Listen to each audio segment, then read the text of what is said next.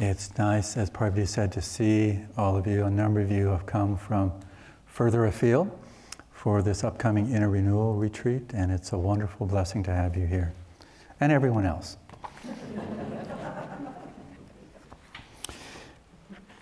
So I'd like you to tune into this reading. Take the opportunity to perhaps even close your eyes, but feel the vibration in these words from Yogananda, from Whispers from Eternity. It befits not thy lily-tender feet to dance on the stony soil of hard hearts. On the petals of my sympathy for others, may thy tenderness dance forever. Divine Mother, may I feel thy heartthrobs in my own heart, thy joy in my happiness, thy wise direction in all my activity, thy spirit in my soul. Divine Mother, I lay all the flowers of my love at thy feet of eternity. Oh, open wide the flowers of my budding devotion, and release thy fragrance, that it may spread from my soul to the souls of others, ever whispering of thee. I pray to behold my love reflected in others. In the light of that greater love, may I behold thine unveiled face of perfect compassion. May I behold my true self in others, that I perceive thee ever enthroned in our united hearts. At the heart of my whispered prayers, I feel stirring thy silent whispers. In the light of my burning candle of devotion, I behold at last thy sacred blaze of perfect love. O Divine Mother, unite our hearts as one heart, so that on the sacred altar of united hearts, we may find thine omnipresence enthroned forever. I came across this little reading the other day that I thought hopefully will apply to today's talk. You never know. But a devotee is asking his spiritual teacher about a certain scripture, whether it be a good book to read. And the teacher replied very wisely. He said, you should rather ask the question, what state am I in to receive the blessings of this scripture? And that's at the heart of what's trying to be conveyed here in this reading, in this focus today, that there are going to be divine laws, there are going to be natural laws, and sometimes, to our chagrin, there are human laws. And the human laws can be across the spectrum. But laws are a part of the inherent structure of creation. It's not as if laws are the bad guys. It's more that, like this teacher saying to the devotee, where are you coming from? If we can invest our energy, our openness, even in man-made laws, it's like we're changing the playing field. We're allowing divine opportunity to come into play. You know, I was reading this interesting thing from Pope Gregory I, who's also known as Gregory I, and many people attribute him inaccurately as the founder of Gregorian chants. Gregorian chants are simply music with the words of the scriptures. And they didn't actually happen for about 300 years after Pope Gregory I. But Pope Gregory I lived at the end of the 6th century, and he was the first pope that had a monastic tradition. He had been a monk. No other pope up until that time had come from that momentum in their lives. And now, so the 6th century, now if you know about the yogic emphasis of the cycles of time, the yugas as they're called, the lowest point referring to the natural state of affairs where here in this planet, on this earth, we're the furthest away from the natural flow of divine blessings. 499, or rounding it out to 500 AD, or as some people call it now, 500 CE, current era. This is your history lesson, by the way. So here it was that Pope Gregory, close to the very lowest point in this cycle of consciousness in the realm of us, defined contemplation. Now pay attention to this. This is very interesting. He said contemplation is the knowledge of God that is impregnated with love. Pretty amazing that it came at that time. Because we all know how the word contemplation is used familiarly now by most people. It means to study something, to reflect on something, to think about something. And indeed, the word meditation has those general meanings as well. I'm going to meditate on something, meaning I'm going to think about something, reflect on something. But here it is, close to the lowest point of consciousness in the world. The Pope of all people, of the Christian Church, gave this understanding that the experience that was important was going inside to have that knowledge, that experience of God, not just even the understanding of God, but not only that, it's impregnated with love. That's a good description of how we approach meditation and everything, actually. But we get challenged here, and the idea of laws being constrictive really comes from the bottlenecking of the outward expression of that. And in a sense, our opportunity, as well as our responsibility, but more our gift to ourselves and the world, is to really live in a deeper, more fully encompassing experience. I know that, last week our minister Badri, when he was speaking, talked about dealing with a friend who's not Ananda related but lives in the world around Ananda, that he had a knee surgery, and Badri was talking about some of the experience. Well, I'll tell you my version. I had a knee surgery as well at the beginning of December, and it was a minor one. It was just arthroscopic knee surgery. But what was interesting is that I got to play with it and myself in terms of an adventure. And now a lot of you have had much more serious situations. I know Bhagavati and Ramesha are a good example, and here they are here singing with great magnetism and joy. So I won't compare myself to them. But it was interesting because I actually injured my knee, tore my meniscus some 41 years ago. And it was clear, I heard it. It went when I was lifting some firewood. But even now when you Google, you do a search engine search about knees and arthroscopic knee surgery and that, there's a good deal of advice saying that surgery doesn't necessarily provide you with that greater result than doing, for instance, physical therapy.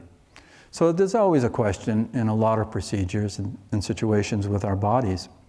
But it was bothering me about a year ago. And not so much that I ever felt pain, but it would click out.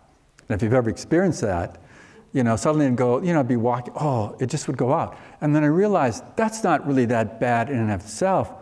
The consequence of having that and doing something like falling down a step and really destroying my knee, I thought, I better check into this. So I went to our clinic with Dr. Peter, and he, prescribed an x-ray, which didn't show that much. It showed probably there was something. And then he set me up with an MRI. And it showed clearly in the results, not speaking the language of reading a medical file, but but there was a longitudinal tear in my meniscus, quite obvious. And so, being ever optimistic, when I had my appointment with the orthopedic surgeon, which is the beginning of last August, I said to him, and I went like this, I said, "So, can we do physical therapy?" And he just said, "No. You've gone way past that possibility. And if you don't deal with it, you're going to have consequences that are even more serious." So I said, "Okay."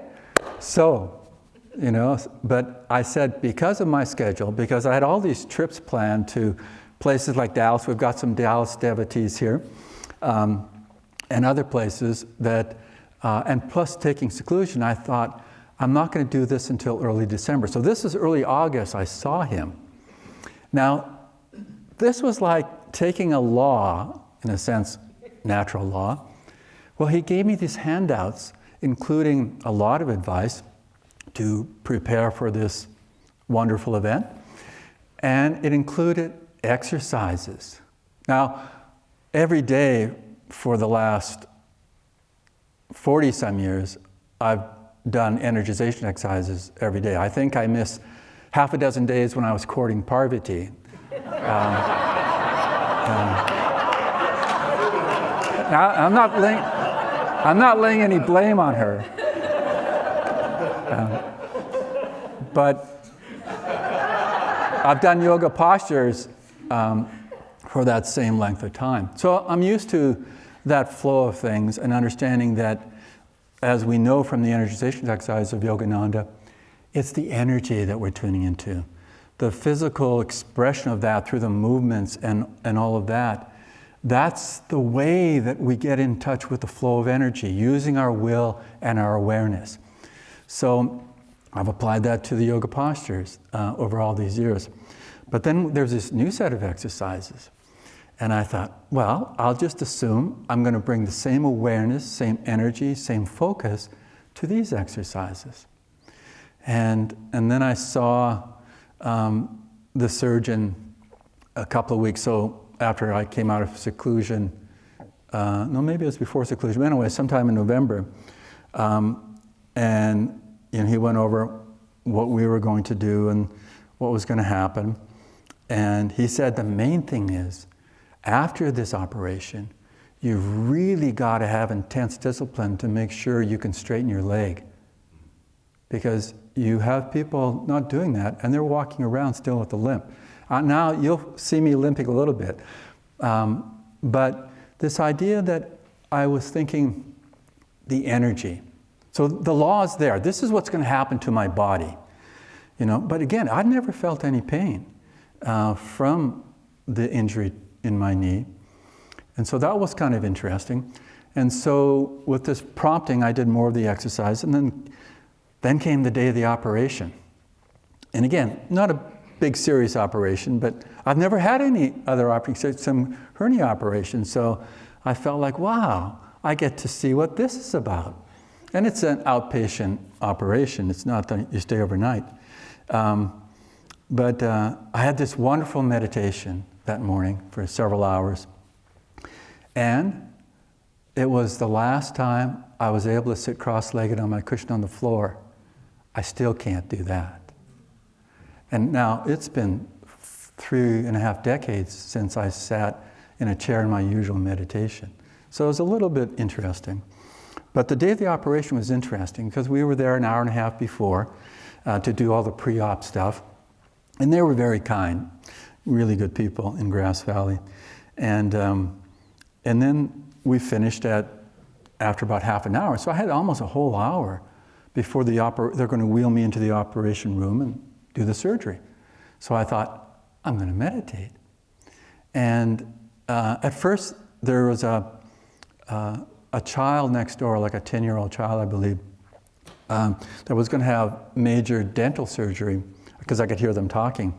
And he had an iPad on with something from Sesame Street. And it was loud.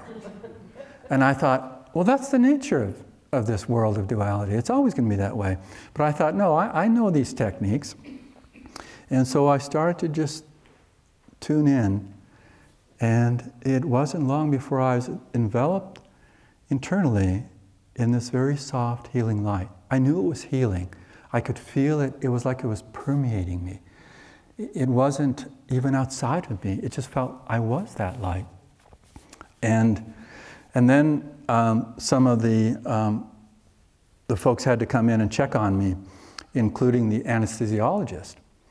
And he's smiling, because I talked to him a few days before the operation, but he came in smiling and said, "So, I get to take you into Happy Land."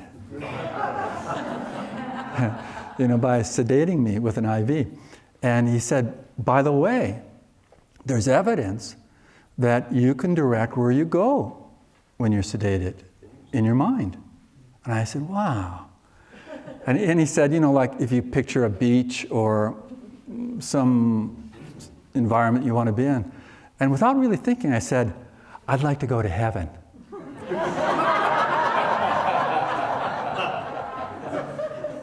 And he was good. He said, "Well, I can't give you a one-way ticket. I need to bring you back." And that was fine. And then they wheeled me in, and they're intense, of course. But I was joking with them, and just before you go under sedation, I said to them all, there's about 7 of them in there. I said, "So, have a wonderful adventure." And they said, "Okay." And the next thing, I was, recovering from the sedation and coming back into my body again. And, but interestingly enough, I didn't feel any pain. I never felt pain, which I assumed was the grace of God and some peculiar things that surrounded that. But when I went home that first day, they say don't do anything and just, make sure you're recovering, and the next day too. And so, because my main concern was not being able to do Kriya. I've never missed a day of Kriya since I took Kriya for the first time in 1979. And we say, don't do Kriya when you're coming out of surgery or something. Well, excuse me, Master. But anyways, what I reasoned out with my heart as well, I said, this wasn't that serious, and I'm not feeling pain. I'm going to do 14 Kriyas this evening. And then I tried to do Mahamudra. It's actually good that I tried. Someone probably looking at me, maybe Parvati, would say, he's just collapsing down. I mean, what is he doing? Mahamudra is one of the techniques, for those that don't know, that's a part of our Kriya technique. But this is interesting because I had to elevate my leg and ice it numerous times every day. And then they said, make sure the day after your operation, do those exercises. And I did. And again, I had this feeling, no, this isn't just about exercise and the outcome that will happen physically, which would be wonderful, but it was an energy exchange. It was investing in energy, and this is the way prana was going to flow through these exercises. But then in sitting with my leg elevated and icing it, at first, the first day I was reading some really good books, spiritual books, and then I thought, but I'm going to meditate when I do this. And then I felt like this is a precious time as a crossroads to go with just making do or feeling my physical body is saying this, but where's my awareness? It's going towards God. So it's allowed me in these last couple of months to meditate over 3.5 hours a day because of that. Now normally I was thinking it would go in the opposite direction because of the discomfort of the body. And it was just basically aches and no pain. Or just the unwieldiness of having a leg up and sitting in a chair, which was foreign to my meditative practice, and then icing it. But I started to really enjoy it. And when I first went for physical therapy, which is a productive thing to do a couple of weeks afterwards, was my first session. They assess you as much as give you more exercises. And she did a number of things, you know, and then she got me on a stationary bike. And when I was bringing my operated leg up, I was about to scream with the intensity of pain. It was the only time I felt pain, and I couldn't do it. And she said, okay, see if you can cycle backwards. And that was fun. It was challenging, but it was fine. And it dawned on me right there, all I need to do is move forward with opening to what the law is and be at the center of that experience. So when I came back a week later, when I got on the stationary bike, it was fun to do it cycling forward. It just felt like this is what my body yearns to have happen. And then she would add different things through the different sessions that we had. And I said to her at one point, I'm really, really glad I know about yogic breathing and apply it. Because it allowed me to get past that tension that can so easily come when you're feeling discomfort. And it really worked wonders. And I was saying this to one of the other therapists there, and he said, yeah, I should probably get back into my yoga practice and my meditation. Yeah, we've got online classes. But from the whole experience, it was just tuning in more to what is that essence of it. And so whatever laws are out there, we can go with that love. We can experience that love. And it's interesting in my meditations, sometimes in those shorter ones where I just meditated for maybe 20 minutes, midday or whatever, that I felt much more in my heart. I actually would put my hand to my heart chakra because it was real. I wasn't affirming it so much. I was touched by it. I was feeling it. I felt Master's presence, Yogananda's presence. But you know, in the teachings of yoga, for instance, yesterday, Nayaswami Jyotish was talking about a number of things, and he mentioned the Yoga Sutras of Patanjali and the yamas and niyamas. These are the first 2 limbs of the 8 limbs of what's known as Ashtanga Yoga. And it's interesting that in Swami Kriyananda's book, Demystifying Patanjali, he's made some refinements in his understanding and his sharing of what's in the Yoga Sutras. And he makes this very clear point in this book about the sutras, that the sutras, including these yamas and niyamas, which are 10 qualities, that they're not things to act on, to do, they're qualities to be. Interesting, isn't it? Now granted, as we tune into being in the experience, we realize, I'm kind of shy of my goal, and I can then activate what's behind that. If you think of the first one, which is ahimsa, and again, in the refinement, instead of calling it nonviolence, which is the traditional way of calling it, Swami Kriyananda writes non-harmfulness. Interesting? A little bit different. Violence conjures, up an intense kind of extreme position. Harmfulness is more captivating even the thought of wanting harm to happen. So he has non-harmfulness, non-deceit, non-covetousness, non-sensuality, and non-attachment. And the 5 niyamas, which are more of the things to tune into in a magnetic way, is purity. Often it's just cleanliness.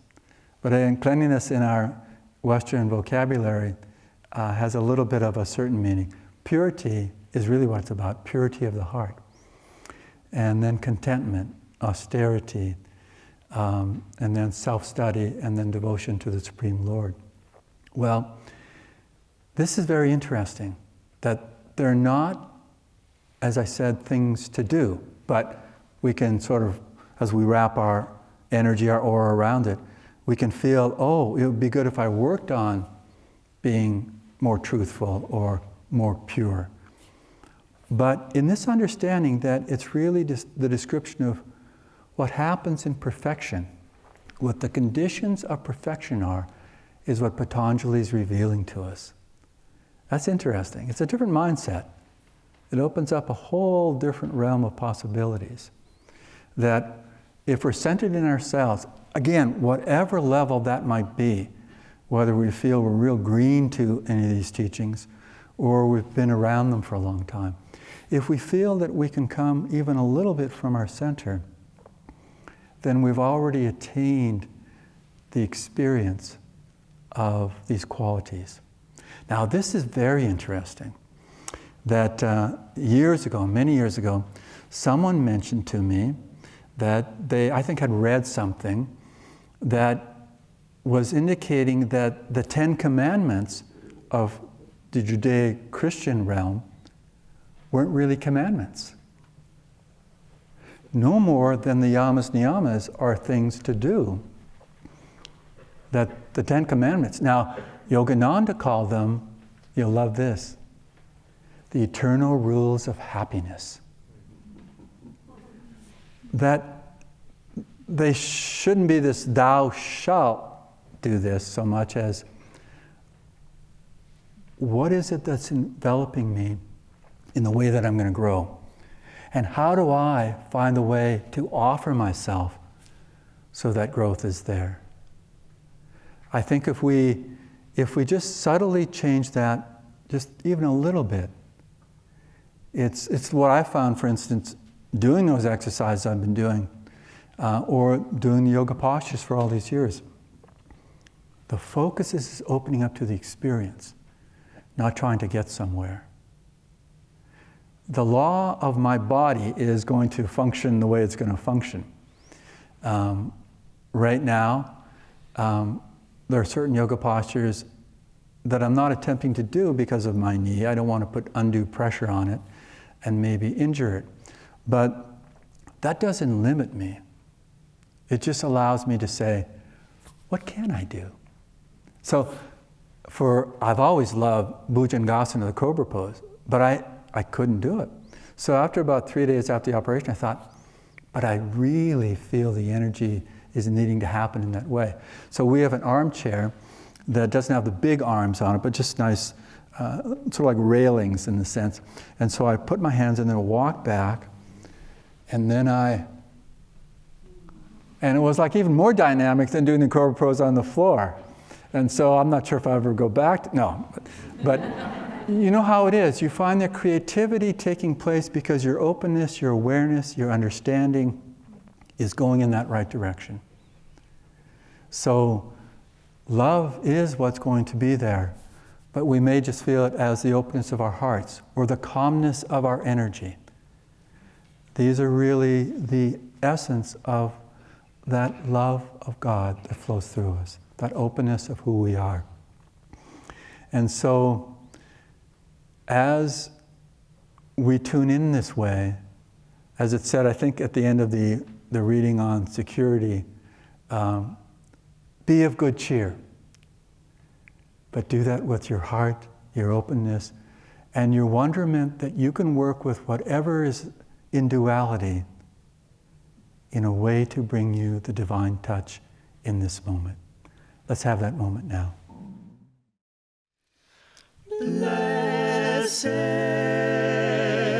blessed, the life that is given to God. Blessed,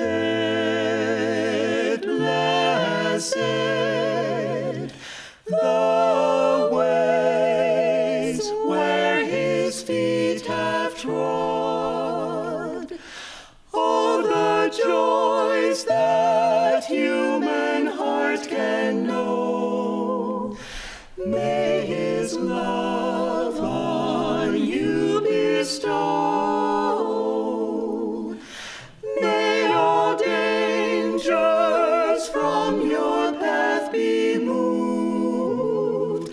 All delusion by His truth disproved.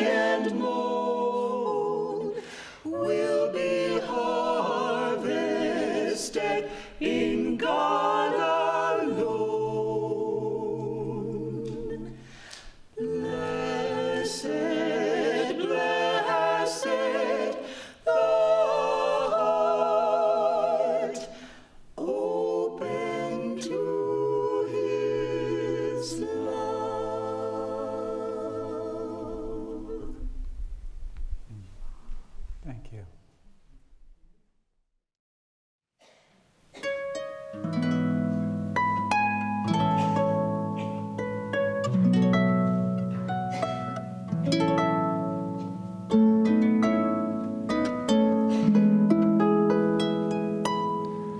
Come here while I sing you of emerald hills, of valleys and meadows so fair, that all who have seen them have carried away memories in their hearts, friends, like the lilacs of May. Oh, my song is the story of the lilacs of May. My song is the story of deer on the hills, of larks that soar seeking the sun, of nightingales lifting the curtain of night, as with music they bring down heaven's blessing of light. Oh, my song is the story of God's blessing of light. Come join me in singing of the emerald isle, of flowers that like jewels besprinkle the lea, of waterfalls eager to embrace the wide sea, as we with our Maker united would be, as we with our Maker reunited would be.